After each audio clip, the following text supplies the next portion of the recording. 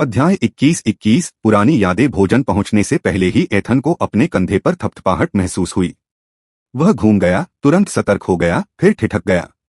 Tiana, यह नाम उसके होठों से निकल गया, इससे पहले कि वह खुद को रोक पाता। उसके सामने एक महिला खड़ी थी जिसके सीधे काले बाल कंधों से नीचे तक लहरा रहे थे, जो आंशिक रूप से एक साधारण बेसबॉल टोपी के नीचे छिपे हुए थे। उसके चेहरे पर कोई मेकअप नहीं था, न ही उसे इसकी जरूरत थी। उसकी त्वचा एकदम सफेद थी, उन आसमानी नीली आंखों के लिए एकदम सही कैनवास जो उसके पूर्ववर्ती की यादों में छाई हुई थीं। एथन, उसकी आवाज में वही संगीतमयता थी, हालांकि अविश्वास का भाव भी था। यह सचमुच तुम ही हो? उसका दिमाग दौड़ गया। यह योजना का हिस्सा नहीं था, लेकिन जब वह वहां खड़ी थी, जो उसके पूर्ववर्ती के सबसे बड़े अफसोस का प्रतीक था, तो एथन को एहसास हुआ कि उसकी समस्या अलग थी। यह महिला असली एथन ब्रैंडन को अच्छी तरह जानती थी। अगर कोई पहचान सकता था कि वह वही इंसान नहीं है, तो वह यही थी। तुम यहाँ क्या कर रहे हो? उसने सहजता से पूछा। मैं भी यही पूछ सकती हूँ, उसने अपनी टोपी ठीक करते हुए जवाब दिया। यह सैन्य जिले से काफी दूर है। उसकी आंखों में कुछ चमक उठा, उम्मीद और हिचकिचाहट मिली हुई। उनकी आखिरी बातचीत की यादें उनके बीच एक भौतिक दीवार की तरह लटकी हुई थीं। क्या मैं? उसने उसके सामने खाली कुर्सी की ओर इशारा किया। एथन ने सिर हिलाया और अपनी प्रतिक्रिया तैयार करने के लिए कुछ कीमती पल खरीदे। टियाना उसके सामने वाली कुर्सी पर बैठ गई, उसकी विश्लेषणात्मक निगाहें उसके चेहरे पर घूम रही थीं। आप अलग दिख रहे हैं, उसने कहा। सैन्य जीवन लोगों को बदल देता है। एथन ने अपनी आवाज तटस्थ रखते हुए उसकी प्रतिक्रिया देखी। नहीं, बात इससे भी ज्यादा है। उसका सिर थोड़ा झुका। तुम ज्यादा मजबूत लग रहे हो, ज्यादा आत्मविश्वासी। आप इस जिले में क्यों हैं? उन्होंने विषय बदलते हुए पूछा। सोचा था कि आप किसी उच्चस्तरीय शोध संस्थान में होंगे। क्यों नहीं? टियाना ने कंधे उचकाए, उसकी आवाज में थोड़ी अवज्ञा थी।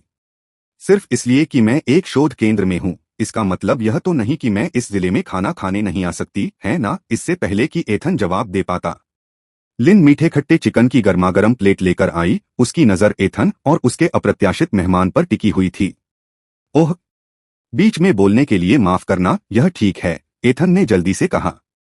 लिन ने जरूरत से ज्यादा जोर से खाना नीचे रखा, सॉस लगभग किनारे से नीचे गिर गया। अपने दोस्त के लिए कुछ है? उसकी मुस्कान उसकी आंखों तक नहीं पहुंच पाई। बस चाय कृपया, टियाना ने जवाब दिया। या तो उसने लिन के अचानक ठंडेपन पर ध्यान नहीं दिया या उसे अनदेखा कर दिया। अभी ऊपर आ रही हूँ। लिन जरूरत से ज्यादा देर तक रुकी रही और फिर एक बार अपने कंधे पर नजर डालते हुए रसोई की ओर वापस चली गई। एथन ने चिकन का एक निवाला खाया और इस पल का इस्तेमाल अपने विचारों को इकट्ठा करने में किया। उसे भी वैसा ही व्यवहार करना था जैसा पहले एथन ने किया था, निष्क्रिय, आक्रामक। तो टियाना आगे झुकी, उसकी विश्लेषणात्मक आंखें पूरी तरह से उस पर केंद्रित थीं। स्काउट ड्यूटी अच्छी तरह से चल रही है। तोप के चारे के लिए भी यही उम्मीद की जा सकती है। वह सिहर उठी, उसकी भौहें टेढ़ी हो गईं। अपने आप को ऐसा मत कहो, बस तथ्य बता रहा हूं। उसने एक और निवाला लिया। कुछ लोगों को बी ग्रेड की प्रतिभा मिलती है, कुछ को सेना में भर्ती मिल जाती है। तुम्हें पता है, मुझे याद है। उसने उसकी बात बीच में ही काट दी। वह अपने पूर्ववर्ती के फैसलों में जितना कम उलझेगी उतना ही अच्छा होगा। अब बात बिगड़ गई है। लिन चाय लेकर लौटा और उसे धीरे से नीचे रख दिया। और कुछ? उसने पूछा, इस बार सीधे एथन की ओर देखते हुए। हम ठीक हैं, धन्यवाद। टियाना ने चाय का एक घूंट लिया और कप के किनारे से उसे देखती रही। आप जानवरों की लहरों के बारे में क्या सोचते हैं? एथन ने अचानक रणनीति बदलते हुए पूछा। उसकी आंखें तुरंत तेज हो गईं। सिल्वरवैक्स के जमावड़े की अफवाहें या सामान्य गतिविधि में वृद्धि? दोनों, उन्होंने कहा। हमारा एक जनरल कल अधमरा लौटा।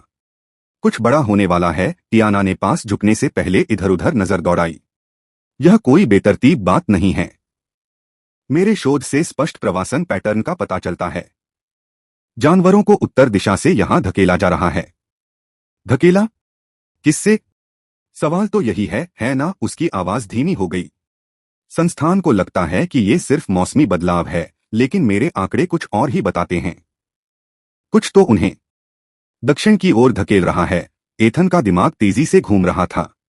एक ऐसा खतरा जो सिल्वर रैंक के जानवरों को भी पीछे धकेल सकता है। यह शहर की किसी भी तैयारी से परे था। ऊपर वाले सुन ही नहीं रहे हैं, उसने निराशा जाहिर करते हुए कहा।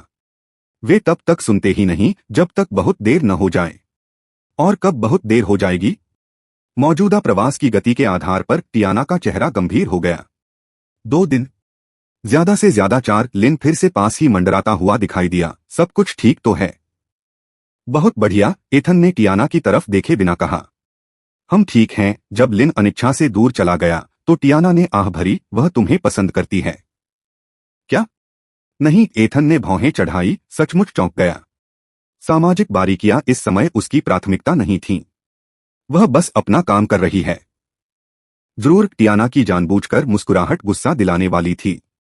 और वो तो बस हर 3 मिनट में तुम्हारा हालचाल पूछती है, जबकि बाकी 6 टेबल पर भी खाना होता है। क्या हम ध्यान केंद्रित कर सकते हैं? एथन ने मेज पर थपथपाया। संभावित आपदा से पहले के 3 दिन इससे ज्यादा महत्वपूर्ण लगते हैं। कुछ चीजें सचमुच नहीं बदलती। आप अभी भी यह नोटिस करने में बहुत बुरे हैं कि महिलाएं कब दिलचस्पी लेती हैं। एथन ने जवाब में कुछ नहीं कहा। हो सकता है कि असली एथन को कुछ समझ न आया हो, लेकिन लिन की स्पष्ट रुचि या टियाना के मनोरंजन से ज्यादा उसकी चिंताएं थीं। उन्होंने पूछा, ये प्रवासन पैटर्न, क्या आपने इनके बारे में बात की है? उसने उपहास किया। मैंने एक जनरल तक यह बात पहुंचाने की कोशिश की, लेकिन उनका स्टाफ हर उस बात को रोक देता है जो उचित माध्यमों से नहीं आती। और उचित चैनल का मतलब क्या है? जिला 2 के सैन्य नौकरशाहों का मानना है कि बी ग्रेड प्रतिभा को सिद्धांत पर ही टिके रहना चाहिए और फील्ड मूल्यांकन का काम असली सैनिकों पर छोड़ देना चाहिए। उनकी आवाज में कड़वाहट साफ झलक रही थी। एथन ने आरेखों का और ध्यान से अध्ययन किया। अगर टियाना सही थी और उसकी विश्लेषणात्मक प्रतिभा ने भी यही संकेत दिया था, तो शहर पूरी तरह से तैयार नहीं था। सिल्वर रैंक वाले जानवर असली खतरा नहीं हैं, उसने सोचा, जब वह नीले आकाश में सफेद बादलों को देख रहा था। अध्याय 22 जानवर ज्वार। खाना खत्म करने के बाद एथन खड़ा हो गया। तुमसे दोबारा बात करके अच्छा लगा, टियाना। उसने दोनों के ऑर्डर पूरे करने लायक सिक्के मेज पर रख दिए और दरवाजे की तरफ चल दिया। जानवरों के ज्वार की सूचना ने सब कुछ बदल दिया। 3 दिन ज्यादा समय नहीं था। टियाना की नजरें उसके पीछे पीछे चली गईं। उसके चेहरे पर उदासी छा गई। उसकी उंगलियां चम्मच को बार बार घुमा रही थीं। एथन, मुझे तुम्हारी याद आती है, उसने फुसफुसाते हुए कहा, इतनी धीमी आवाज में कि वह सुन नहीं सका। लिन मेज साफ करने के लिए आया और टियाना और उस दरवाजे के बीच नजर दौड़ाई जिससे एथन अभी अभी गुजरा था।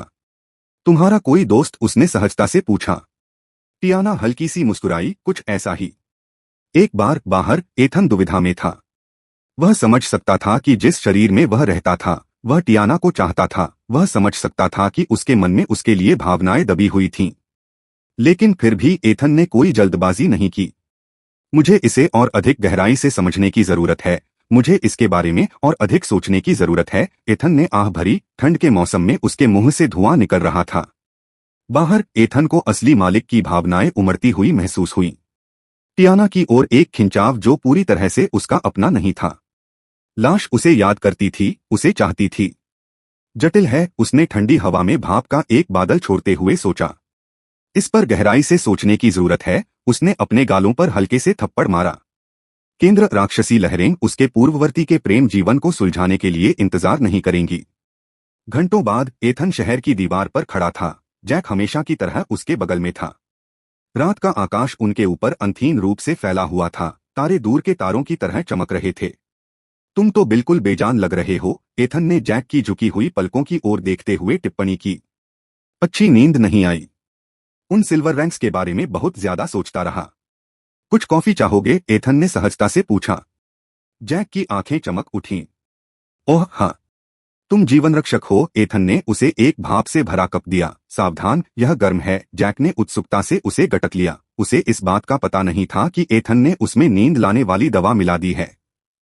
दवा सूक्ष्म थी, लेकिन प्रभावी थी, तेजी से काम करती थी और भोर से पहले ही उसका चयापचय हो जाता था। अच्छा सामान, जैक ने बड़बड़ाते हुए कहा। उसकी पलकें पहले से ही भारी थीं। 3 2 1। एथन ने चुपचाप गिनती की। जैक की थोड़ी उसकी छाती पर आ गई। बेहोश। एथन ने पुष्टि के लिए 2 मिनट और इंतजार किया, फिर दीवार फांदकर निकल गया। एक और रात, एक और शिकार। जैसे जैसे जानवरों का ज्वार नजदीक आ रहा था, हर कोर मायने रख रहा था। इस बार उसके मन में खास लक्ष्य थे। अगर सिल्वर रैंक आ रही थी तो उसे हर संभव बढ़त हासिल करनी थी। जैसे ही उसने अपनी उन्नत गति प्रतिभा को सक्रिय किया, जंगल ने एक पुराने मित्र की तरह उसका स्वागत किया।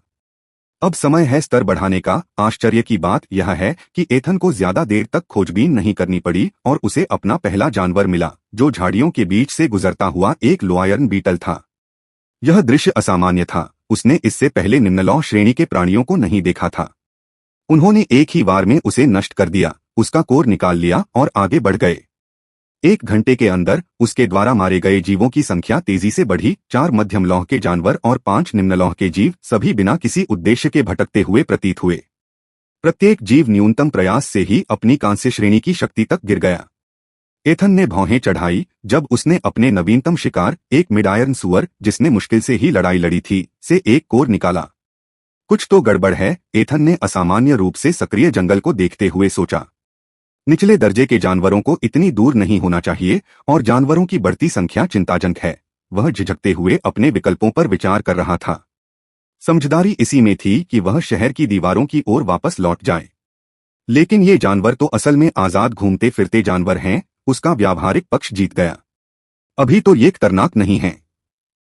बेहतर होगा कि इसका फायदा उठाया जाए। निर्णय लेने के बाद एथन जंगल में और भीतर चला गया। प्रत्येक कदम उसे सुरक्षा से दूर ले जा रहा था, लेकिन संभावित शक्ति के करीब ले जा रहा था। जंगल में कहीं एक विशाल खुले स्थान में जानवरों का एक बड़ा समूह इकट्ठा हुआ था। सैकड़ों जानवर अप्राकृतिक स्थिरता में खड़े थे, प्रजातियों और रैंक के अनुसार समूहबद्ध, और उन सभी को आदेश देना। 3 रजत श्रेणी के जानवर जिन्हें एक ही क्षेत्र में मौजूद नहीं होना चाहिए, सहयोग करना तो दूर की बात है। सबसे बड़ा 50 फुट लंबा एक चांदी का सांप अपना विशाल सिर उठाए हुए था। चांदनी में उसके शल्क तरल धातु की तरह चमक रहे थे। Ferocious beast silver serpent rank मध्यरजत जहर प्रतिभा D+ ग्रेड। इसके बगल में एक विशालकाय गोरिल्ला जिसके शरीर पर क्रिस्टलीय वृद्धियां थीं, अपनी विशाल भुजाएं फैलाए हुए था। Ferocious beast crystal ape rank मध्यरजत crystal hardening talent D+ grade तीसरा 6 पैरों वाला तेंदुआ था। फेरोसियस जानवर पैंथर रैंक मध्यरजत स्पीड टैलेंट D+ ग्रेड। छोटे जानवर अपने नेताओं के बीच पारित हो रहे आदेशों को महसूस करते हुए हिल उठे। भूख, प्रत्याशा, एक ऐसी दावत का वादा जो उन्होंने पीढ़ियों से नहीं देखी थी। शहर की दीवारें शायद कागज की बनी हुई होंगी। आसन्न सर्वनाश से बेखबर एथन जंगल में और भीतर की ओर बढ़ता रहा। अध्याय 23 कांस्य कोर। एथन ने अंधेरे जंगल में घंटों तक शिकार किया तथा क्षेत्र में पाए जाने वाले शैडोफैंग भेड़ियों और रेजरबैक सुअरों का शिकार किया। बुरा नहीं, उसने अपनी लूट का हिसाब लगाते हुए बुदबुदाया। 5 मिड आयरन, 3 हाई आयरन और 10 लो आयरन कोर। उसने उन्हें अपने स्टोरेज रिंग में स्थानांतरित कर दिया। जानवर की रैंक अब इतनी ऊंची नहीं थी कि उसे आंकड़े दे सकें, लेकिन कोर अभी भी एक मुद्रा थे। जैसे ही गोधूली बेला ने जंगल को गहराते साये में रंग दिया, एथन अंततः शहर की ओर वापस चल पड़ा। जो भी जानवरों को दीवारों की ओर धकेल रहा था, उसमें अपनी किस्मत आजमाने का कोई मतलब नहीं था। वापसी यात्रा में उन्होंने अपनी स्थिति देखी, उनके होठों पर मुस्कान थी। मानव एथन ब्रैंडन रैंक निम्न कांस्य प्रतिभाएं उन्नत गति F, सुरक्षा कवच F+, लौ संवर्धन F, सटीकता संवर्धन F+, पुनर्जनन F+, खंजर चलाना F, रूपांतरण shadowfang wolf, peak iron, razorback boar, high iron, black beetle, mid iron, brown bear, mid bronze. स्तर 2 स्वास्थ्य अंक 700 मन अंक, 400 शक्ति, 60 चपलता, 40 बुद्धिमत्ता, 40 जीवन शक्ति, 70 निःशुल्क विशेषताएं, 5 कौशल, बुनियादी फुटवर्क, नौसिखिया 8%। 8% महारत। पहले से ही उनका फुटवर्क कौशल तेजी से विकसित हो रहा था। दीवारें सामने दिखाई दे रही थीं। जैक अभी भी अपनी चौकी पर सो रहा था। कल की तरह ही एथन ने बिना किसी अन्य गार्ड को सचेत किए सहजता से बैरियर को पार कर लिया और अपनी जगह पर वापस आ गया। एक और सफल रात। वह मुस्कुराते हुए अपने पद पर खड़ा था, लेकिन उसकी अंतरात्मा उसे बता रही थी कि समय कम होता जा रहा है। जो भी होने वाला था, वह अब ज्यादा देर इंतजार नहीं करेगा। 10 घंटे बाद एथन की आंखें खुल गईं। आज वह दिन है जब मैं अपना कांस्य रूपांतरण पूरा करूंगा, उसने अपने चेहरे पर पानी के छींटे मारते हुए सोचा। 2 और विशेषता कोर और मैं आधिकारिक तौर पर सभी पहलुओं में कांस्य रैंक में प्रवेश कर जाऊंगा। एथन की योजना सरल थी। डिस्ट्रिक्ट 2 के कोर एक्सचेंज पर प्रहार करें, चपलता और बुद्धिमत्ता विशेषताओं के साथ कांस्य कोर खोजें और जानवरों की ज्वार आने से पहले उसकी उन्नति पूरी करें। अब हर घंटे की गिनती होती है। अगर टियाना 3 दिन की समय सीमा के बारे में सही कह रही है, तो मेरे पास शायद 48 घंटे बचे हैं। लेकिन मैं अपनी जिंदगी किसी अनुमान पर निर्भर नहीं रहने दूंगा। जहां तक मुझे पता है, वे इसी पल आ सकते हैं। मुझे हर मिनट का पूरा ध्यान रखना होगा, जिलों के बीच चेकअप पॉइंट दिखाई देने लगा। शहर के धनी हिस्से तक पहुंच चाहने वाले व्यापारियों और श्रमिकों की कतार पहले से ही लग गई थी। प्रवेश के लिए 2 कम लोहे के कोर। हाईवे पर डकैती, लेकिन इसमें कुछ नहीं किया जा सकता, एथन ने सोचा। जब उसकी बारी आई तो गार्ड ने उसके साथ डिस्ट्रिक्ट 3 जैसा व्यवहार किया, मानो वह अपने बूट से खुची हुई किसी चीज का निरीक्षण कर रहा हो। 2 निम्नलोहे के कोर। आदमी ने अहंकारपूर्ण मुस्कुराहट के साथ मांग की और उसकी हथेली फैली हुई थी। एथन की स्थिति दृष्टि स्वचालित रूप से सक्रिय हो गई। मानव, जोसेफ रैंक, मिडायरन ताकत, प्रतिभा, एफ कौशल, कोई नहीं दयनीय, एथन ने सोचा। मैं बिना एक भी प्रतिभा इस्तेमाल किए उसे 2 टुकड़ों में तोड़ सकता हूं। लेकिन आज का मिशन यह नहीं है। उसने अपनी जेब से 2 कोर निकाले। स्टोरेज रिंग छिपाकर रखना। ध्यान की जरूरत नहीं है। जैसे ही वह जिला 2 में पहुंचा, अंतर स्पष्ट रूप से दिखाई देने लगा।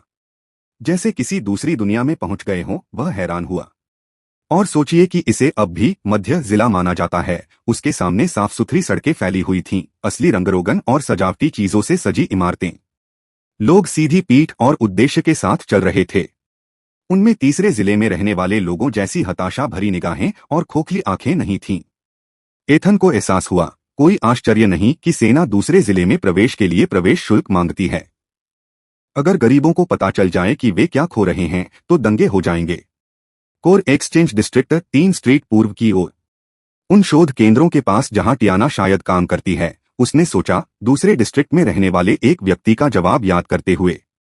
मुख्य एक्सचेंज भवन सामने दिखाई दिया। वास्तविक पत्थर और कांच की 3 मंजिलें, न कि डिस्ट्रिक्ट 3 की जोड़-तोड़ कर बनाई गई संरचनाएं।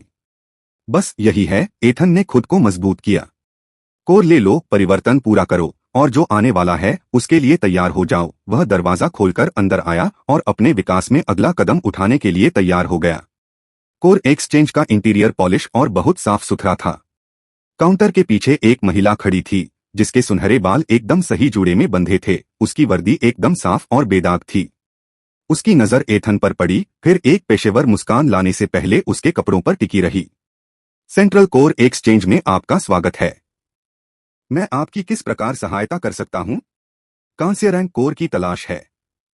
चपलता और बुद्धिमत्ता विशेषताएं। उसने अपना सिर हिलाया।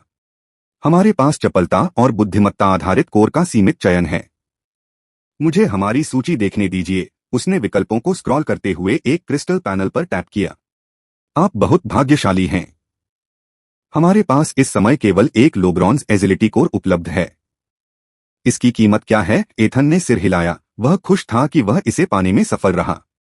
5 पीक आयरन कोर और 1 मिड आयरन। एथन ने तुरंत रूपांतरण किया। 22 लो आयरन समतुल्य। बूढ़े आदमी की दुकान की तुलना में थोड़ा महंगा है, लेकिन बूढ़े आदमी के पास चपलता आधारित कांस्य कोर नहीं है। मैं इसे ले लूंगा, उसने अपनी जेब से कोर निकालते हुए कहा। उसने काउंटर के नीचे एक दराज खोला और एक छोटा सा डिब्बा निकाला। कमकांस्य चपलता, सत्यापित और प्रमाणित। उसने उसे खोला तो एक कोर दिखाई दिया जो हल्की नीली ऊर्जा से स्पंदित था। सुंदर।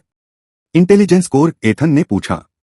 अध्याय 24-24 जनरल का बेटा, बुद्धि कोर? एथन ने पूछा। कांस्य रूपांतरण पूरा करने के विचार से उसका दिल तेजी से धड़क रहा था। हमारे पास 2 इंटेलिजेंस कोर हैं, उसने अपने क्रिस्टल पैनल पर थपथपाते हुए जवाब दिया। उच्च बुद्धि वाले जानवरों का शिकार करने की प्रकृति के कारण वे ज्यादा महंगे हैं। एथन ने सिर हिलाया। हर कोई जानता था कि बुद्धिमान गुणों वाले जानवर दुर्लभ, खतरनाक, ज्यादा चतुर और ज्यादा रणनीतिक होते हैं, जिससे उनका शिकार करना मुश्किल हो जाता है। कितना? 6 पीक आयरन कोर और 1 हाई आयरन कोर। एथन ने तुरंत दिमागी हिसाब लगाया। 27 लो आयरन के बराबर। थोड़ा ज्यादा, लेकिन इसके लायक।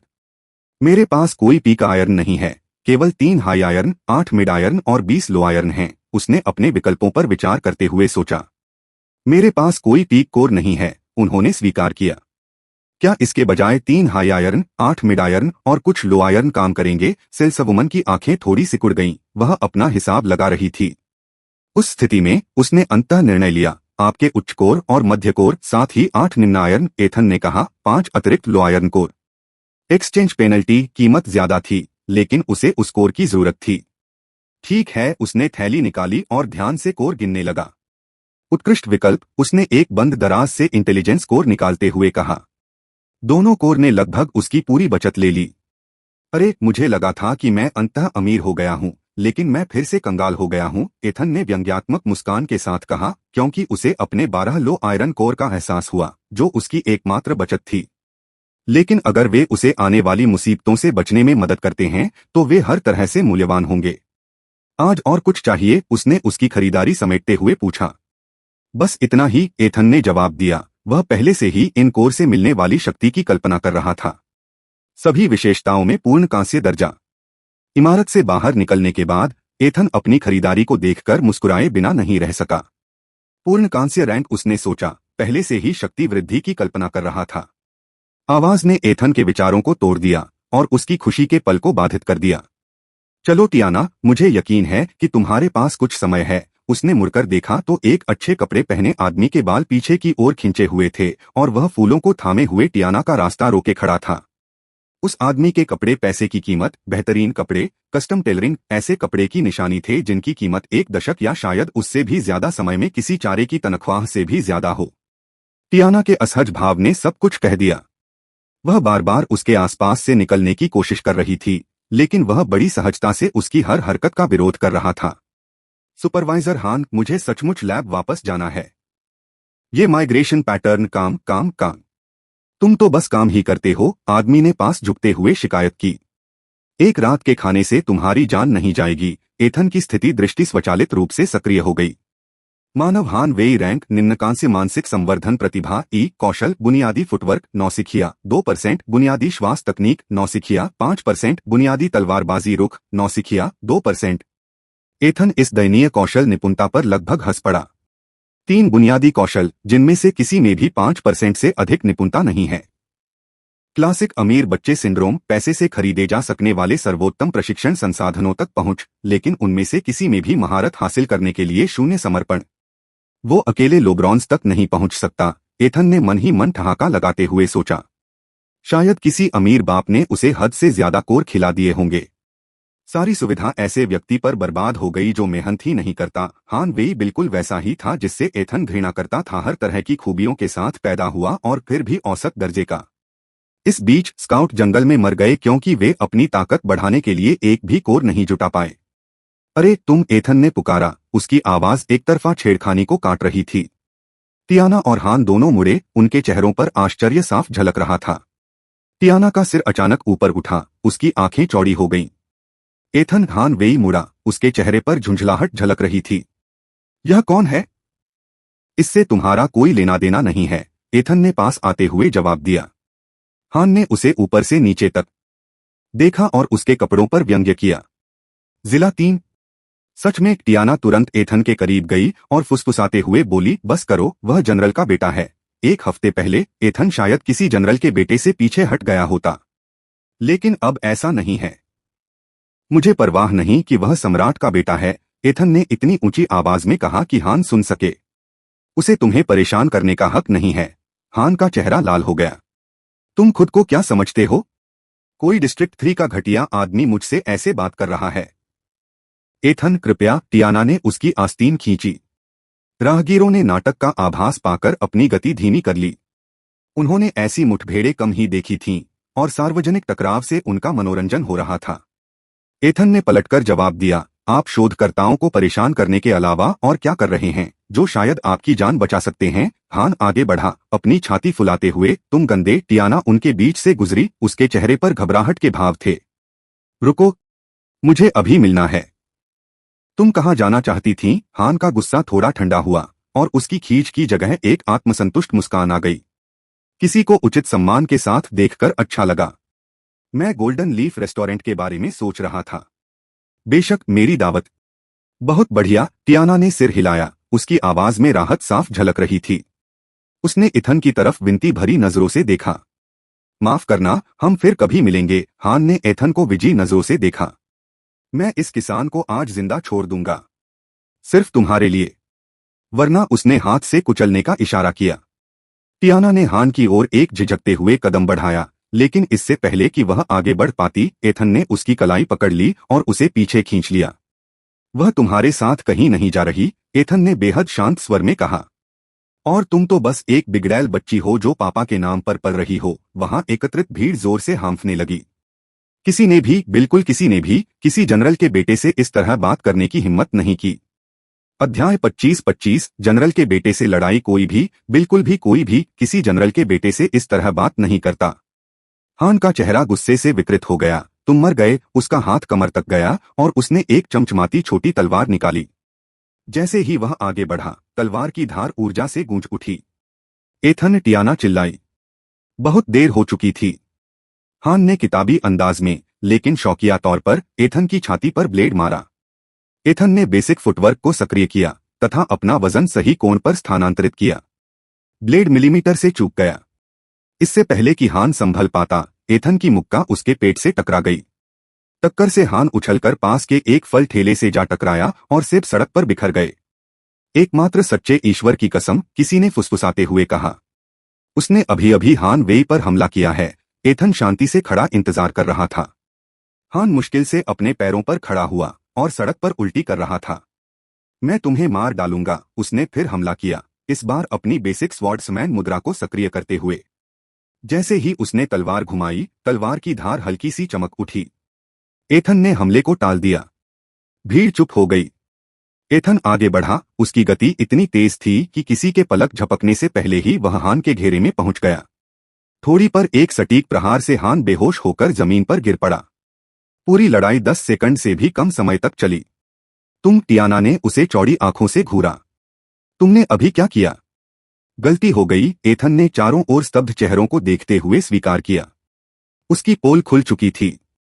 भीड़ में मौजूद हर व्यक्ति ने उसे एक जनरल के बेटे को हराते हुए देखा था। हमें जाना होगा, उसने टियाना का हाथ पकड़ते हुए बुदबुदाया। अभी जब वे जल्दी से चले गए तो फुसफुसाहटें उनके पीछे पीछे आती रहीं। क्या तुमने वह ढाल देखी? वह मेरी आंखों से भी अधिक तेजी से आगे बढ़ रहा था।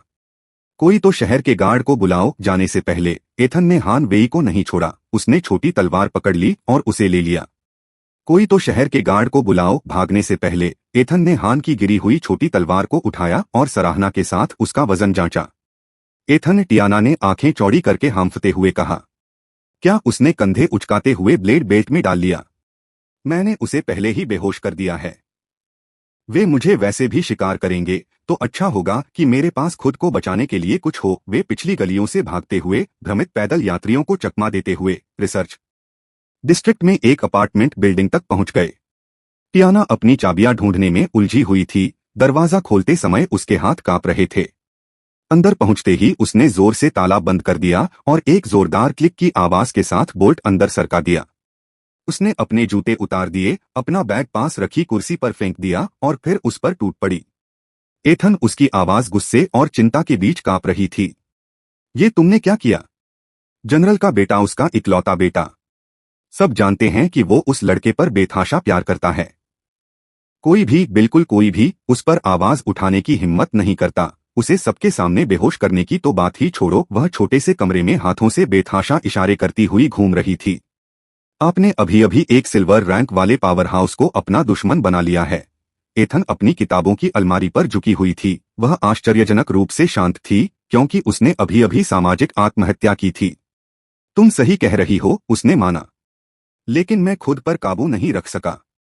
मैं उसे तुम्हें इस तरह परेशान करते नहीं देख सकता था। टियाना ने टहलना बंद कर दिया। उसके गाल गुलाबी हो गए। आप क्या? मैं उसे तुम्हारे साथ ऐसा व्यवहार नहीं करने दे सकता था। एथन ने अपनी ईमानदारी पर हैरान होकर दोहराया। यह सिर्फ उसके पूर्ववर्ती की भावनाएं नहीं थीं। टियाना की कुछ बातें उसे भी प्रभावित करती थीं। वह अपने सोफे पर भारी मन से बैठी हुई उसे अपने शोध नमूने की तरह देख रही थी। तुम कौन हो? उसने फुसफुसाकर पूछा। आपका क्या मतलब है? जिस एथन को मैं जानती थी, वह कभी, उसने अस्पष्ट भाव से कहा। वह दयालु था, लेकिन कभी झगड़ालू नहीं। वह झगड़ों से दूर रहता था। और उसमें कोई ऐसी प्रतिभा तो थी ही नहीं जो उसे इतना शक्तिशाली बना सके। उनके बीच आरोप प्रत्यारोप का दौर जारी रहा। लोग बदलते हैं, उसने उसकी शेल्फ पर रखी एक शोध पुस्तक की रीढ़ पर उंगलियां फेरते हुए कहा। कभी कभी नाटकीय ढंग से। ऐसे नहीं। महीनों में नहीं। उसका विश्लेषणात्मक दिमाग बहुत जल्दी जल्दी सब कुछ जोड़ रहा था। तुम हान वी को हराने में कामयाब रहे और वो कांस्य पदक विजेता योद्धा है। एथन ने आह भरी। उसका भेद तो खुल ही गया था। अब सवाल यह था कि कितना कुछ उजागर किया जाए। दूसरी बार जागना, उसने कहा, और तैयार किया हुआ बहाना उसकी जुबान पर आसानी से आ गया। एक स्काउट मिशन के दौरान हुआ। लगभग मर ही गया था, उसकी आंखें चौड़ी हो गईं। यह तो दुर्लभ, मुझे पता है, लेकिन दस्तावेज में दर्ज है, उसने बात पूरी की। यह 8 साल पहले जनरल फेंग के साथ हुआ था। लगभग मर चुके थे, फिर अचानक दरवाजा खटखटाने की आवाज ने उन्हें बीच में ही रोक दिया। सिटी गार्ड, दरवाजा खोलो। अध्याय 26-26 सीमित विकल्प, बचने की योजना। दरवाजा खटखटाने की आवाज ने उन्हें बीच में ही टोक दिया। सिटी गार्ड, दरवाजा खोलो। टियाना का चेहरा पीला पड़ गया। उन्होंने हमें पहले ही ढूंढ लिया। एथन के दिमाग में कई विकल्प घूम रहे थे। लड़े या भागे, उसने सोचा। उसने खिड़की की तरफ देखा और उसे खोलने के लिए आगे बढ़ा। 15 मंजिल की ढलान उसका स्वागत कर रही थी। नीचे कोई गार्ड दिखाई नहीं दे रहा था। वह टियाना की ओर मुड़ा। दरवाजा खोलो। क्या? कहाँ जा रहे हो? उसकी आंखें चौड़ी हो गईं जब उसने उसके और खुली खिड़की के बीच देखा। मत कहो कि तुम कूद रहे हो। हम 15 मंजिल ऊपर हैं। मुझ पर भरोसा करें। बिना किसी हिचकिचाहट के वह चौखट पर चढ़ गया और गायब हो गया। टियाना का दिल धड़ककर उसके गले में आ गया। वह खिड़की की तरफ दौड़ी। उसे उम्मीद थी कि फुटपाथ पर उसका टूटा हुआ शरीर दिखाई देगा। कुछ नहीं। उसके दरवाजे पर तेज दस्तक हुई। इसे अभी खोलो, उसने कांपते हाथों से खिड़की बंद कर दी। आ रही हूं। जैसे ही उसने ताला खोला, 2 बख्तरबंद गार्ड हथियार तानकर अंदर घुस आए। उनकी नजरें अपार्टमेंट पर घूमी, लेकिन उन्हें रिसर्च पेपर और कॉफी के कप के अलावा कुछ नहीं मिला। हम उस संदिग्ध की तलाश कर रहे हैं जिसने जनरल हान के बेटे पर हमला किया था, मुख्य गार्ड ने उसके रहने की जगह में घूमते हुए घोषणा की। वह कहाँ है? मुझे नहीं पता, टियाना ने अपनी आवाज स्थिर रखते हुए कहा। दूसरे गार्ड ने बाथरूम, अलमारियों, यहां तक कि बिस्तर के नीचे भी तलाशी ली। कुछ न मिलने पर वह खिड़की के पास गया और उसे खोल दिया और इमारत के बाहरी हिस्से को देखने के लिए बाहर की ओर झुका। पहले गार्ड ने उसके ऊपर मंडराते हुए कहा, जिला 3 का नागरिक। वह कहाँ छिपा है? टियाना ने मुश्किल से निगला। मुझे नहीं पता, उसने कहा। सच सुनकर उसका झूठ और भी पक्का हो गया। मैंने उससे बहुत कहा कि वह मान जाए, लेकिन उसने मेरी बात नहीं सुनी। पहरेदारों ने संदेह भरी निगाहों से एक दूसरे को देखा। आप हमसे यह उम्मीद करते हैं कि हम विश्वास करें? चाहो तो अपार्टमेंट की फिर से तलाशी ले लो, टियाना ने इशारा करते हुए बीच में ही टोक दिया। लगता है मैं किसी को छुपा रही हूँ। मुख्य गार्ड उसके करीब आया। उसकी सांसें उसके चेहरे पर गर्म पड़ रही थीं। तुम्हें पता है कि किसी अपराधी को पनाह देना एक अपराध है जिसकी सजा है। तीसरा गार्ड दरवाजे से अंदर घुसा। सर, उन्होंने उसे 2 ब्लॉक पश्चिम में देखा है। बिना एक शब्द कहे वे बाहर निकल गए और टियाना को उसकी तेज धड़कन और बंद दरवाजे के साथ अकेला छोड़ दिया। वह सोफे पर गिर पड़ी। उसका दिमाग घूम रहा था। क्या एथन किसी तरह उस गिरने से बच गया था? कैसे? और अब वह कहाँ था? कुछ मिनट बाद एक हल्की सी थपथपाहट ने उसके प्रश्न का उत्तर दे दिया। यह खिड़की से आया। टियाना सावधानी से खिड़की के पास पहुंची। उसका दिल उसकी पसलियों से टकरा रहा था। थपथपाहट फिर से आई और भी जोर से। उसने पर्दा पीछे खींचा और हांफने लगी। एथन बाहर कगार पर लटका हुआ था, एक हाथ से पत्थर पकड़े हुए और दूसरे से उसकी खिड़की पर दस्तक दे रहा था। 15 मंजिल नीचे गिरने से उसे कोई फर्क नहीं पड़ रहा था। उसने झट से खिड़की खोली। कैसे? क्या मैं पहले आ सकता हूं? यहां थोड़ा खुला हुआ है। जैसे ही वह बिना किसी प्रयास के, बिना जोर लगाए अंदर चला गया, टियाना पीछे हट गई। आप 15 मंजिल की खिड़की से कूद गए, उसने सपाट लहजे में कहा। तकनीकी रूप से मैं इमारत की दीवार से नीचे उतरा। हाँ, ज्यादातर। यह असंभव है, जानवरों पर अध्ययन करने वाला शोधकर्ता कहता है। वह मुस्कुराया और अपने कपड़ों से धूल झाड़ने लगा। यह दुनिया असंभव चीजों से भरी है। टियाना कुर्सी पर धंसकर बैठ गई और उसे ऐसे घूरने लगी जैसे उसका दूसरा सिर उग आया हो। गार्ड्स ने बताया कि उन्होंने तुम्हें 2 ब्लॉक दूर से देखा था। उन्होंने सचमुच ऐसा किया? क्योंकि मैंने उन्हें खुद को पहचानने पर मजबूर कर दिया था, एथेन ने जवाब दिया। टियाना कुर्सी पर धंसकर बैठ गई और उसे ऐसे घूरने लगी जैसे उसका दूसरा सिर उग आया हो। गार्ड्स ने बताया कि उन्होंने तुम्हें 2 ब्लॉक दूर से देखा था। उन्होंने सचमुच ऐसा किया? क्योंकि मैंने उन्हें खुद को पहचानने पर मजबूर कर दिया, एथन ने जवाब दिया। उसके मुंह का कोना आधी मुस्कान के साथ ऊपर उठा। तो फिर कैसे? मैं तो बस तेज हूं। कुछ ही सेकंड में उन्हें भूल गया, फिर वापस यहां चढ़ाया। उसने अपनी आस्तीन से धूल झाड़ते हुए ऐसे कहा जैसे 15 मंजिला इमारत पर चढ़ना कोई असामान्य बात नहीं है। टियाना ने धीरे से सिर हिलाया, इस नई वास्तविकता को समझते हुए कि एक समय का डरपोक ईथन शहर के गार्डों को मात दे सकता था और खड़ी दीवारों पर चढ़ सकता था। अब आप आगे क्या करने वाले हैं? एथन ने कंधे उचका दिए, उसकी नई परिस्थितियों का बोझ उसके कंधों पर आ गया। सच कहूं तो मुझे यकीन नहीं है। सबसे बुरी स्थिति तो यह होगी कि मैं शहर छोड़कर जंगल में रहने लगूंगा। वह खतरनाक है, मुझे पता है, लेकिन यही मेरा एकमात्र विकल्प है। उसकी नजरें उसकी आंखों से मिली। और कभी कभी जानवर इंसानों से ज्यादा सुरक्षित होते हैं। टियाना कमरे से बाहर निकली, उसके दिमाग में ऐसे परिदृश्य घूम रहे थे जो एथन को बाधा से बचने में मदद कर सकते थे। आप अनुसंधान केंद्र में शरण का अनुरोध कर सकते हैं। आपकी क्षमताओं के साथ वे आपकी रक्षा करेंगे। हाँ, वे थोड़े समय के लिए ऐसा करेंगे, एथन ने खिड़की के फ्रेम से टिकते हुए कहा। फिर जब जनरल काफी दबाव डालेंगे तो वे मुझे छोड़ देंगे। तो फिर मैं तुम्हारी मदद करूंगी। टियाना ने अपनी मेज से एक नोटबुक उठाई, उंगलियां तेजी से पन्नों पर चल रही थीं। हम अनाथालय से संपर्क कर सकते हैं। हो सकता है वे तुम्हें कुछ समय के लिए वहां रहने दें। पहरेदार वहां कभी नहीं देखेंगे। वह लिखती रही, उससे ज्यादा खुद से बातें करती रही। मिसेस चेन अब भी इस जगह को चलाती हैं। वह हमेशा से तुम्हें पसंद करती थीं। और यहां हमेशा से स्टाफ की कमी रही है, इसलिए किसी और बड़े के आसपास होने से एथन उसे भागने की योजना बनाते देख रहा था। उसके सीने में एक अजीब सी भावना पनप रही थी। पिछले जन्म में किसी ने भी उसके लिए इस तरह लड़ाई नहीं लड़ी थी। इस जन्म में भी उसके पिछले जन्म की यादें उसे हमेशा अकेला ही दिखाती थीं। तुम मेरे लिए खुद को जोखिम में क्यों डालोगे? टियाना रुक गई, पेंसिल कागज पर मंडरा रही थी। उसकी आंखें उसकी आंखों से मिलीं, उनमें एक साथ कुछ कमजोर और कुछ उग्र था। क्योंकि तुमने मेरे साथ भी यही किया था। हान के साथ। अध्याय 27 तीसरे जिले में वापसी। टियाना ने अपना सिर नीचे किया, उसकी आवाज फुसफुसाहट से थोड़ी ही ऊपर थी। क्या मैं तुम्हें गले लगा सकती हूँ? हक, इस अनुरोध ने उसे पूरी तरह से चौंका दिया। उसके गाल गुलाबी हो गए थे, आंखें अभी भी फर्श पर टिकी हुई थीं। कुछ सेकंड तक कोई प्रतिक्रिया न सुनने पर टियाना ने दबाव के आगे घुटने टेक दिए। कोई बात नहीं, मैं समझता हूँ। इससे पहले कि वह अपनी बात पूरी कर पाती, एथन की बाहें उसे ठंड की रात में गर्म कंबल की तरह जकड़ लेती। इससे पहले कि उसका दिमाग कुछ समझ पाता, उसके अंदर कुछ प्रतिक्रिया हुई। टियाना एक क्षण के लिए अकड़ गई, फिर उसके सामने पिघल गई। उसकी उंगलियां उसकी कमीज के कपड़े में गड़ गईं, मानो उसे डर हो कि वह फिर से गायब हो जाएगा।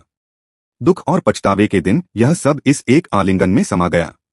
मुझे लगा था कि मैं तुम्हें फिर कभी नहीं देख पाऊंगी, उसने उसके सीने से लगकर फुसफुसाते हुए कहा। उसकी आवाज फटी हुई थी।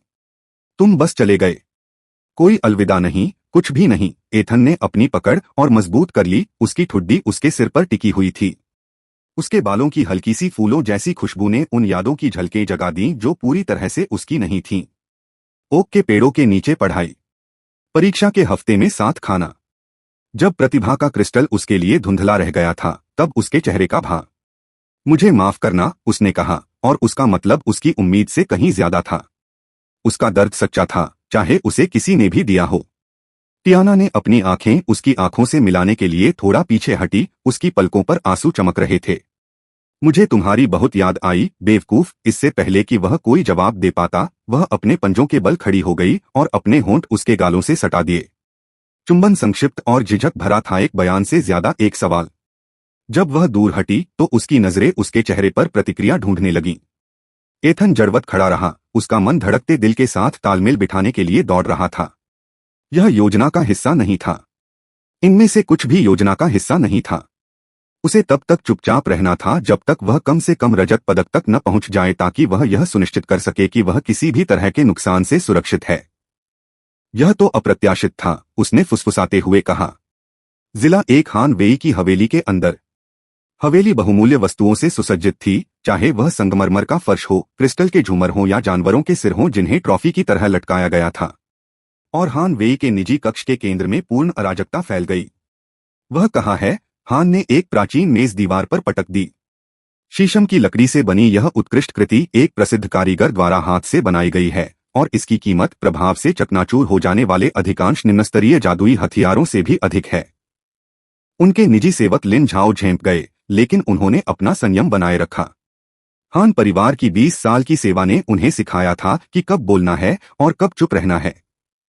शांत हो जाइए युवा स्वामी। जब हान सांस लेने के लिए रुका तो उसने आखिरकार हिम्मत करके कहा, उसे जरूर ढूंढ लिया जाएगा। मैंने उसका हुलिया हमारे सूचना तंत्र को भेज दिया है। वह हमेशा के लिए छिप नहीं सकता। हान का चेहरा गुस्से से तमतमा गया। उसके जबड़े पर जहां एथन ने उसे मारा था, एक बैंगनी चोट का निशान उभर आया। काफी नहीं, मैं चाहता हूं कि हमारी सारी टीमें उसे ढूंढे, हर एक। लेकिन जानवर ज्वार की तैयारी मुझे परवाह नहीं है। हान ने एक बेशकीमती फूलदान उठाया और उसे जमीन पर पटक दिया। उसे ढूंढो, उसके किसी भी रिश्तेदार को ढूंढो, माता पिता भाई बहन। मैं चाहता हूं कि उसका पूरा वंश मेरे सामने आ जाए। उसकी आवाज फुसफुसाहट में बदल गई, जो किसी तरह उसकी चीख से भी ज्यादा भयानक थी। मैं उन सबको जिंदा जला दूंगा। उसके देखते देखते उसने मुझे एक जनरल के बेटे को हंसी का पात्र बना दिया। मैं उसे 10 गुना सजा दूंगा। लिन झाओ ने गहराई से झुककर प्रणाम किया। जरूर युवा स्वामी। जब परिचारक चला गया तो हान अपनी कुर्सी पर गिर पड़ा। उसकी उंगलियां उसके जबड़े पर चोट के निशान को छू रही थीं। उन्हें सार्वजनिक अपमान सहना पड़ा था। एक बात जो हान परिवार बर्दाश्त नहीं कर सका, उनके पिता आपातकालीन परिषद की बैठक से शीघ्र ही लौट आएंगे। क्या तुम ठीक हो जाओगी? एथन ने कहा। उसे थोड़ी चिंता हो रही थी कि हान वे अपने कार्यों के कारण उसके साथ कुछ करेगा। टियाना ने हल्की मुस्कान के साथ सिर हिलाया। चिंता मत करो, अगर उसके पास मेरे साथ कुछ करने की शक्ति होती तो वह पहले ही ऐसा कर चुका होता। एथन ने सिर हिलाया, यद्यपि वह पूरी तरह आश्वस्त नहीं था। सच में वह मुझे छू नहीं सकता? तो असल में यह ऐसा ही है। मैं उसे पूरी तरह से दूर नहीं भगा सकती और वह मेरी इच्छा के विरुद्ध मुझे कुछ भी करने के लिए मजबूर नहीं कर सकता। इसलिए हम इस चक्र में फंसे हुए हैं कि मैं हमेशा उसे अस्वीकार करती हूं और वह हमेशा वापस आ जाता है। कुछ देर समझाने के बाद एथन ने सिर हिला दिया। ठीक है, तीसरे जिले में मेरा एक दोस्त है, मैं कुछ समय उसके घर रुकूंगा। मैं बीच बीच में तुमसे मिलने आता रहूंगा, इसलिए चिंता मत करो। टियाना ने सिर हिलाया। उसकी आंखें चिंतित भाव से उसकी ओर देख रही थीं, जबकि उसके हाथ उसके हाथों को गर्म कर रहे थे। सुरक्षित रहो, ठीक है, उसने फुसफुसाते हुए कहा। जब वे गले मिले, उसकी बाहें उसकी मोटी चौड़ी पीठ को पूरी तरह से लपेटने में असमर्थ थीं। तुम भी? एथन ने उसके माथे को चूमने और दरवाजे से बाहर जाने से पहले कहा। अपने पीछे का दरवाजा बंद करने के बाद एथन ने अपना हुड खींच लिया, जिससे उसका चेहरा दिखाई देना बंद हो गया। इसके बाद एथन नीचे जाने के लिए सीढ़ियों से नीचे चला गया। वह लिफ्ट के अंदर किसी से मिलना नहीं चाहता था। सीढ़ियां उतरने के बाद एथन इमारत की लॉबी में रुक गया।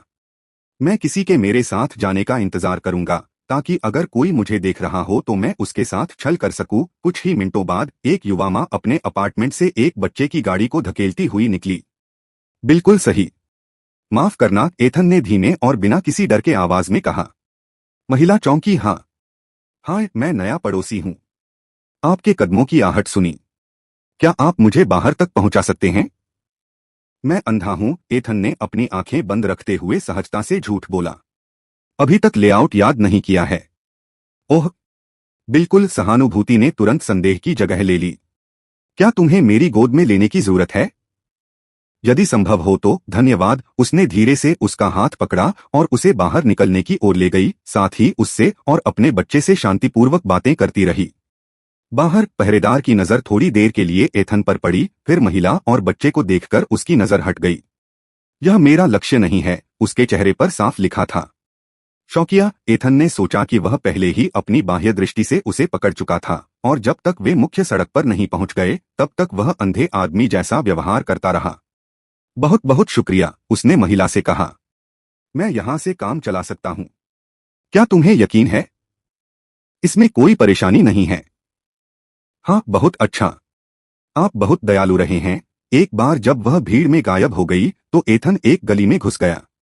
अध्याय 28 आधिकारिक तौर पर कांस्य रैंक। एक सुनसान गली में पहुंचकर एथन ने गवाहों की तलाश की। 30 मिनट तक यह जांचने के बाद कि क्या कोई अंदर आएगा, एथन ने निष्कर्ष निकाला कि यह उसकी अगली कार्रवाई के लिए अपेक्षाकृत सुरक्षित था। इस जगह की तरफ कोई खिड़कियां नहीं हैं। बढ़िया, अब समय आ गया है स्तर बढ़ाने का, उसने सोचा और अपने भंडारण रिंग से 2 कांस्य कोर निकाल लिए। पहला कोर सच्ची चपलता का, उसका टिकट उसकी हथेली में नीली ऊर्जा से स्पंदित था। इसकी शक्ति उसे बुला रही थी, मानवीय सीमाओं से परे गति का वादा कर रही थी। निम्न कांस्य रैंक कोर भक्षण, उसने बिना किसी हिचकिचाहट के अपनी क्षमता को सक्रिय कर दिया। कोर विलीन हो गया और शुद्ध ऊर्जा में परिवर्तित हो गया जो उसके पूरे शरीर में फैल गई। उसकी पिछली प्रगति की तरह यह भी बिजली की तरह प्रहार करती हुई उसके अस्तित्व के प्रत्येक रेशे में दौड़ गई। डिंग। आपकी चपलता निम्नकांस्य रैंक तक पहुंच गई है। एथन की सांस फूल गई जब उसकी संवेदना चरम पर पहुंची। उसकी मांसपेशियां हल्की और ज्यादा सक्रिय महसूस कर रही थीं, जैसे उन्होंने कोई बुनियादी सीमा छोड़ दी हो। स्थिर खड़े होने पर भी उसे महसूस हुआ कि अब वह कितनी तेजी से आगे बढ़ सकता है। इसका स्वाद लेने का समय नहीं है। उसने तुरंत दूसरा कोर पकड़ लिया। निम्नकांस्य रैंक कोर भक्षण। इस बार ऊर्जा उसके मन की ओर दौड़ी। एथन ने महसूस किया कि उसकी मनःशक्ति और क्षमता में बहुत वृद्धि हुई है। डिंग। आपकी बुद्धिमत्ता निम्नकांस्य रैंक तक पहुंच गई है। एथन ने अपनी आंखें बंद कर लीं और अपनी स्थिति को अपने मन में साकार होने दिया। मानव एथन ब्रैंडन रैंक निम्नकांस्य प्रतिभाएं उन्नत गति F, सुरक्षा कवच F+, लौ संवर्धन F, सटीकता संवर्धन F+, पुनर्जनन F+, खंजर चलाना F, रूपांतरण shadowfang wolf, peak iron, razorback boar, high iron, black beetle, mid iron, brown bear, mid bronze स्तर 2। स्वास्थ्य अंक 700, मन अंक 600, शक्ति 60, चपलता 60, बुद्धिमत्ता 60, जीवन शक्ति 70, निःशुल्क विशेषताएं 5, कौशल बुनियादी फुटवर्क नौसिखिया 8%। अंततः उसने फुसफुसाया। सभी विशेषताएं उन्नत की गईं। पिछले एक सप्ताह से वह इसी पर काम कर रहे थे। उसने अपने कंधे हिलाए और महसूस किया कि उसके शरीर में नई शक्ति आ गई है। अब उनकी उन्नत गति प्रतिभा कांस्य रैंक की चपलता के साथ और भी अधिक प्रभावी हो जाएगी। एथन उस जिला दीवार के पास पहुंचा जो धन को गरीबी से, विलासिता को आवश्यकता से अलग करती थी। हमें जिला 3 में वापस घुसने की जरूरत है। उसने परछाई से सुरक्षा व्यवस्था का अध्ययन करते हुए गणना की। शहर की बाहरी दीवारों की रखवाली करने वाली विशाल सेनाओं के विपरीत जिला बैरियरों पर कम संख्या में सैनिक तैनात थे। गुणवत्ता पर संख्या का जोर था कम गार्ड, लेकिन ज्यादा मजबूत। सबसे कमजोर मध्य लौह रैंक थी और टीम लीडर निम्नकांस्य रैंक के थे। एथन ने जल्दी से गिनती की। 3 लो ब्रॉन्ज कमांडर, मिड आयरन से लेकर पीक आयरन तक के 15 लेसर गार्ड। अब यह बच्चों का खेल है, उसने सोचा और उन्नत गति को सक्रिय कर दिया। पहरेदारों का ध्यान डिस्ट्रिक्ट 3 की ओर केंद्रित था। वे उन हताश लोगों पर नजर रख रहे थे जो चुपके से ऊपर आने की कोशिश कर रहे थे, न कि उन विशेषाधिकार प्राप्त लोगों पर जो चुपके से नीचे आने की कोशिश कर रहे थे। कौन स्वेच्छा से विलासिता से गरीबी में जाना चाहेगा? यह अवधारणा ही उनके लिए बेतुकी थी। एथन परछाइयों के बीच दौड़ता रहता था। उसकी हरकतें इतनी तेज थीं कि सामान्य आंखें उसे पकड़ नहीं पाती थीं। उसकी नई कांस्य श्रेणी की चपलता और उसकी बढ़ी हुई गति प्रतिभा ने उसे अविश्वसनीय रूप से तेज बना दिया था। वह कोण की गणना करते हुए दीवार के आधार तक पहुंचा। 20 फुट ऊपर 3 गार्ड गश्त पर हैं। लेकिन अगर मैं सही समय पर पहुंच जाऊं तो मैं किसी भी अंधे स्थान से बच निकलूंगा। वह कुछ ही सेकंड में दीवार पर चढ़ गया। उसकी उंगलियां बारीक दरारें और पकड़ ढूंढ रही थीं। शीर्ष पर पहुंचते ही वह ठिठक गया, क्योंकि एक गार्ड महज 5 फीट की दूरी से गुजर रहा था। गार्ड ने भौहें चढ़ाते हुए रुककर पूछा, क्या तुमने कुछ सुना? उसके साथी ने जम्हाई ली, शायद चूहे। 3 में तो हमेशा चूहे ही होते हैं। मुझे ऐसा लगता है। गार्ड ने कंधे उचकाए। जैसे ही वे मुड़े, एथन दीवार के ऊपर से कूद गया। उसकी उतराई नियंत्रित और शांत थी। वह डिस्ट्रिक्ट 3 की तरफ एक गली में उतरा और तुरंत ही आसपास के गंदे माहौल में घुल मिल गया। बहुत आसान है, उसने अपने कपड़ों से धूल झाड़ते हुए सोचा। इमारतें एक दूसरे से इस तरह टिकी हुई थीं जैसे शराबी एक दूसरे को सहारा दे रहे हों। घर जैसा कि वह था। एथन ने जल्दी से अपना ध्यान केंद्रित किया। मैं सेना में वापस नहीं जा सकता, मैं बर्बाद हो जाऊंगा, उसने हल्की भौहें चढ़ाते हुए सोचा। उसके अनुमान के अनुसार अगले कुछ दिनों तक उसके लिए बस एक ही विकल्प था कि वह चुपचाप रहे। राक्षसों के शहर में घुसने से पहले उसे बस 1 या 2 दिन ही छिपना था। तब वह स्वतंत्र रूप से घूम सकेगा और अधिक शक्ति प्राप्त कर सकेगा। उस समय जानवरों के साथ चल रहे युद्ध के कारण हान वेई के पिता के पास उसे ढूंढने का समय नहीं था। जब जानवरों का ज्वार आएगा तो मुझे कम से कम कांस्य की सर्वोच्च रैंक तक पहुंचना चाहिए। अपनी पूरी प्रतिभा के साथ मैं जनरल का सामना कर पाऊंगा, भले ही वह निम्नरजत रैंक का ही क्यों न हो, उसने सोचा। अध्याय 29 अस्थायी छिपना। एथन के छोटे से रेस्टोरेंट में दाखिल होते ही दरवाजे के ऊपर लगी घंटी बज उठी। देर रात होने के कारण कुछ ही ग्राहक बचे थे जो खिड़कियों से छनकर आ रही चांदनी में अपने भाप से भरे कटोरों के पास झुके हुए थे। लिन ने उसे तुरंत पहचान लिया और उसके थके हुए चेहरे पर मुस्कान आ गई। स्वागत है। धन्यवाद, एथन ने मुस्कुराते हुए उत्तर दिया और दोनों निकासों का स्पष्ट दृश्य दिखाने वाली एक कोने वाली मेज चुनी। कुछ अच्छी बातचीत के बाद वह उसके लिए सूप ले आई, जो वह हमेशा बिना पूछे ही मंगवा लेता था। जैसे ही आखिरी ग्राहक चले गए, लिन ने अपना खाली कटोरा उठाया।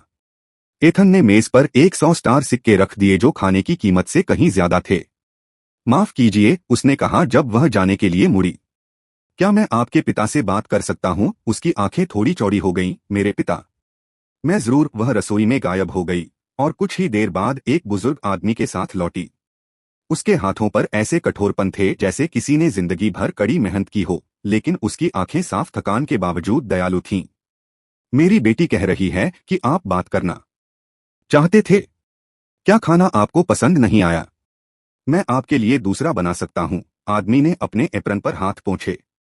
नहीं नहीं, खाना बहुत बढ़िया था, लेकिन मैं आपसे एक एहसान मांगना चाहता था। ओह, मुझे रहने के लिए जगह चाहिए।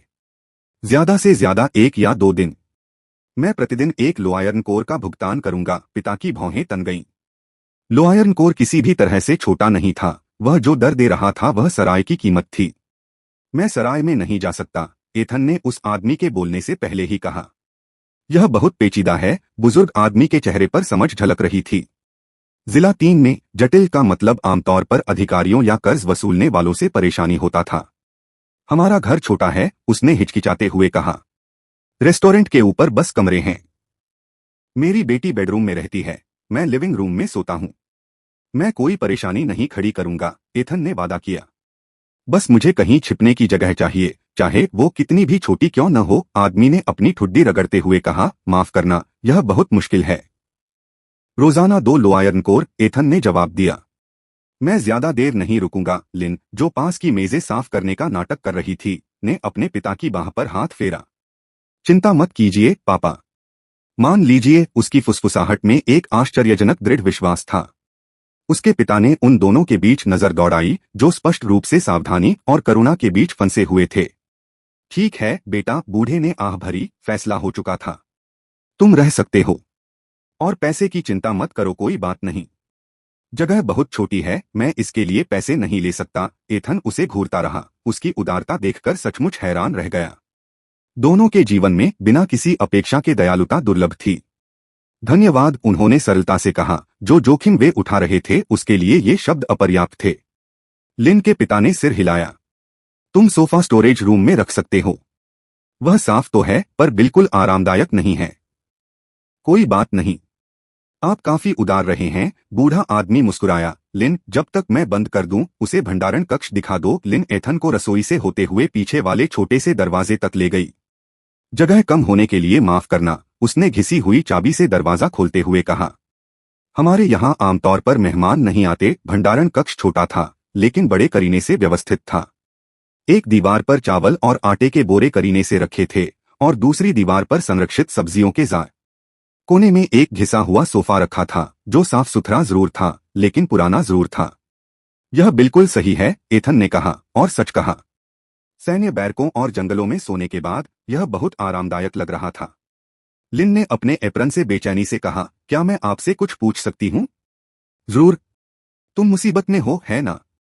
बहुत गंभीर मुसीबत में। एथन ने झूठ बोलने के बारे में सोचा, फिर झूठ बोलने से मना कर दिया।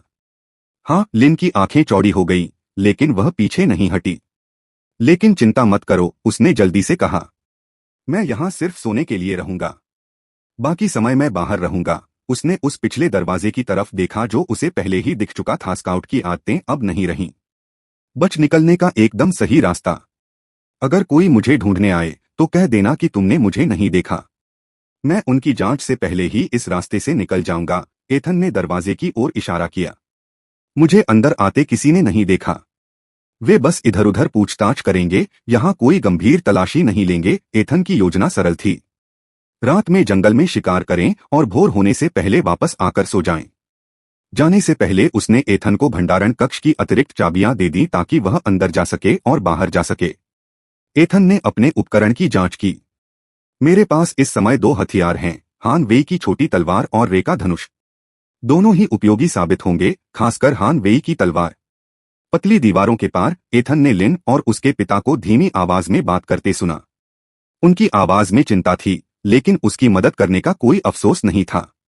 इस दौरान डिस्ट्रिक्ट 3 के उस पार कैप्टन मॉरिसन सावधान की मुद्रा में खड़े थे, जब दो सैनिक साफ सुथरी वर्दी में उनके पास आ रहे थे।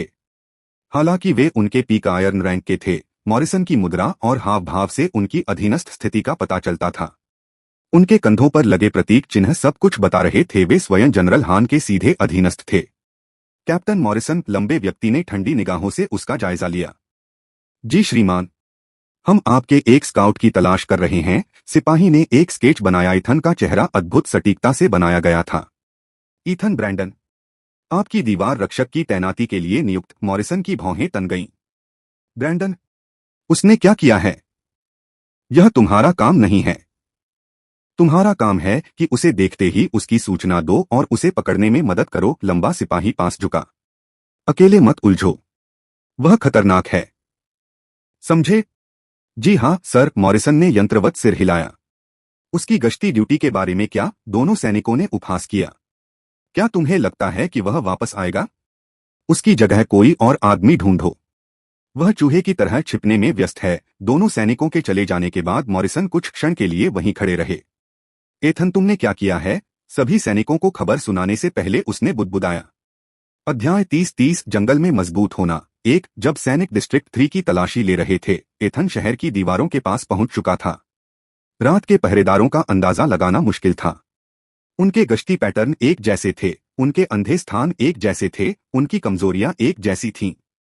वह कई दिनों तक दीवार पर अपनी ड्यूटी पर बैठा उन्हें देखता रहा।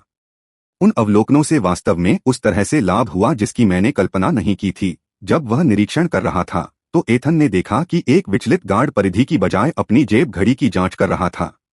उत्तम, उसकी गति इतनी तेज थी कि किसी को पता भी नहीं चलता था कि वह ऊपर पहुंच गया है। नंगी आंखों से देखने पर वह उनसे भरी दुनिया में एक और छाया मात्र था। लौ श्रेणी के जानवरों के लिए समय नहीं है, उसने सोचा, और अंधेरे में और आगे बढ़ गया। प्रत्येक मिनट कीमती था। प्रत्येक हत्या की गिनती आवश्यक थी। कुछ ही मिनटों में उनका पहला लक्ष्य सामने आ गया। पीक आयरन रेजरबैक, यह कोई बुरा वार्म अप नहीं है, एथन ने अपना धनुष निकालने से पहले मुस्कुराते हुए कहा। सुअर ने एथन को देखा और तुरंत अपनी प्रतिभा का इस्तेमाल किया, क्योंकि उसे लगा कि सामने खड़े मानव से खतरा है। क्रूर जानवर रेजरबैक सुअर रैंक पीक आयरन लौह संवर्धन प्रतिभा ई। एथन ने अपने धनुष को उड़ाने से पहले उसकी डोरी खींची। वाह! तीर अत्यंत तीव्र गति से सुअर की ओर चला और बिना किसी बाधा के उसके सिर को छेदता हुआ अंदर चला गया। आपने रेजरबैक सुअर को मार दिया है, एक ही गोली, एक ही मार, एथन ने मुस्कुराते हुए कहा और फिर एक बार फिर तीर उठा लिया। इसके बाद एथन ने सुअर के शरीर को तुरंत खा लिया और उसके कोर को अपने भंडार में रख लिया। सुअर ने उसे कोई विशेषता अंक नहीं दिया, लेकिन वह ठीक था। वह और गहराई में गया। उसकी इंद्रियां सतर्क थीं कि कहीं वह किसी खतरनाक क्षेत्र में प्रवेश न कर जाए। मुझे नहीं पता कि सिल्वर रैंक वाले जानवर कहाँ हैं। मुझे सावधान रहना होगा, साथ ही ब्रॉन्ज रैंक वाले जानवरों की भी तलाश करनी होगी। मुझे अभी कुछ विशेषताएं हासिल करनी हैं। एथन की आंखें शिकार की तलाश में थीं। जैसे ही एथन जंगल में और अंदर गया, एक ऊंची चीख हवा में गूंज उठी। एथन की सहज प्रवृत्ति ने खतरे की चीख सुनाई, इससे पहले कि उसका दिमाग उस आवाज को समझ पाता। उसने उन्नत गति को सक्रिय किया, शरीर पीछे की ओर झुका, ठीक उसी समय जब कोई विशाल चीज उसके चेहरे की ओर तेजी से बढ़ी। उफ! वह प्राणी उस स्थान से आगे निकल गया जहां एक मिलीसेकंड पहले उसका सिर था। उसके पंजे खाली हवा में झपट रहे थे। एक भृंग! वह किसी भी तरह से छोटा नहीं था, वह एक विशालकाय जानवर था, भेड़ के आकार का। उसका कवच ओब्सीडियन काले रंग का था, जिस पर चांदनी की रोशनी धुंधली रेखाओं में परावर्तित हो रही थी। जबड़े से चिपचिपा तरल पदार्थ टपक रहा था, जो इतना बड़ा था कि किसी आदमी का हाथ काट सकता था। सड़न और सड़न की दुर्गंध उसे चारों ओर से घेरे हुए थी।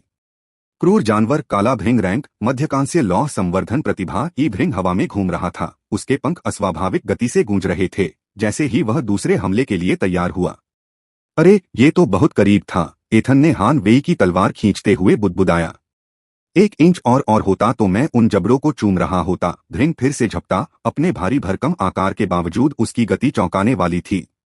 एथन ने एक तरफ कदम बढ़ाया, हवा के विस्थापन को महसूस करते हुए। जैसे ही वह तेजी से आगे बढ़ा, उनकी गतियां एक जैसी थीं। यह एहसास उनके लिए आश्चर्य और अवसर दोनों का कारण बना। उनकी कांस्य श्रेणी की चपलता, जो उनकी उन्नत गति प्रतिभा से और भी बढ़ गई थी, ने उन्हें उच्च श्रेणी के राक्षस से मुकाबला करने में सक्षम बनाया। लेकिन जैसे ही भृंग तीसरी बार आगे बढ़ा, उसका कवच धातुई कठोरता से चमक उठा। ई ग्रेड लौह संवर्धन बनाम उसका तुच्छ एफ ग्रेड। सीधी टक्कर में भृंग का प्राकृतिक कवच उसके हमले को चकनाचूर कर देगा। एथन ने विशाल कीट के चारों ओर चक्कर लगाया और अपने विकल्पों की गणना करने लगा। प्रत्यक्ष टकराव मेरे लिए बुरा होगा, उन्होंने पर्यावरण में मौजूद लाभों को देखते हुए सोचा। हमें बल प्रयोग के बजाय कमजोर बिंदुओं पर निशाना साधने की जरूरत है। जंगल की जमीन पर प्राकृतिक लाभ थे जिनका उपयोग वह भृंग से लड़ने में कर सकता था। दांतेदार चट्टानें, पेड़ों के तनों के बीच संकरे रास्ते। मैं इसका उपयोग कर सकता हूं, एथन ने दो विशाल पेड़ों को देखते हुए सोचा। भृंग तेजी से उछला, उसके पंखों से ऊंची आवाज निकली और वह एक और गोता लगाने की तैयारी में था। इसका प्रक्षेप पथ पूर्वानुमानित था। यह एक सीधी रेखा थी जिसे उसे उन विशाल चिमटों पर चुभने के लिए डिजाइन किया गया था। एथन दो विशाल पेड़ों की ओर पीछे हट गया जो एक दूसरे के करीब खड़े थे। उनके तने एक प्राकृतिक अवरोध पैदा कर रहे थे। उनके बीच का अंतर मुश्किल से उसके कंधों के लिए पर्याप्त था। जैसे ही भृंग ने उस पर हमला किया, उसने अपना बचाव करने का सही समय चुना और अंतिम क्षण में पेड़ों के बीच से निकल गया। कीट अपने पंखों को सिकोड़ते हुए संकरे रास्ते से निकलने के लिए उसके पीछे पीछे चला। जैसे ही एथन ने पेड़ों के बीच की जगह साफ की, उसने प्रोटेक्टिव शील्ड को सक्रिय कर दिया, जिससे पेड़ों के बीच एक अदृश्य अवरोध बन गया।